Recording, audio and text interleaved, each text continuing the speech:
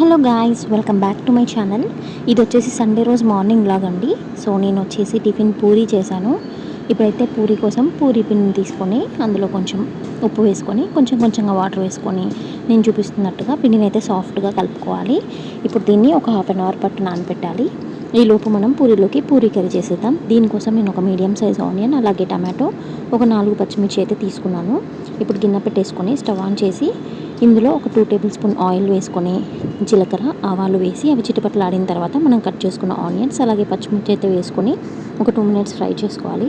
Onions మంచిగా fry అయ్యాక అందులోకి చిటికెడు పసుపు అలాగే హాఫ్ టేబుల్ స్పూన్ అల్లం వెల్లుల్లి పేస్ట్ అయితే వేసుకొని మంచిగా కలుపుకొని ఇవి కూడా పచ్చివాసన పోయేంత వరకు వేయించుకొని ఇందులోకి మనం కట్ చేసుకున్న టమాటాని అయితే వేసుకోవాలి. ఇప్పుడు ఇది ఒకసారి కలుపుకొని ఇందులోకి కొంచెం వాటర్ పోసుకొని ఒక 2 నుంచి 3 నిమిషాల వరకు మనం దీన్ని అయితే ఉడకనివ్వాలి.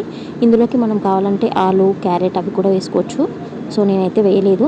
ఇప్పుడు ఇందులో నేను ముందుగానే కలుపుకున్న శనగపిండి మిక్స్ని అయితే అందులో వేసి కలుపుకున్నాను.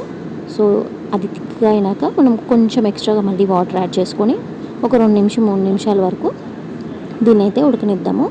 ఇప్పుడు లాస్ట్లో కొత్తిమీర వేసుకొని స్టవ్ ఆఫ్ చేసేసుకోవడమే, అంతే. ఎంతో టేస్టీగా పూరీ కర్రీ అయితే రెడీ అయిపోయింది. ఇప్పుడు మనము పూరీలని రెడీ చేసుకుందాము. ముందుగానే కలిపి పెట్టుకున్న పిండిని చిన్న బాల్స్గా చేసుకొని నేను చూపిస్తున్నట్టుగా ఇలా రౌండ్గా తాల్చుకోవాలి.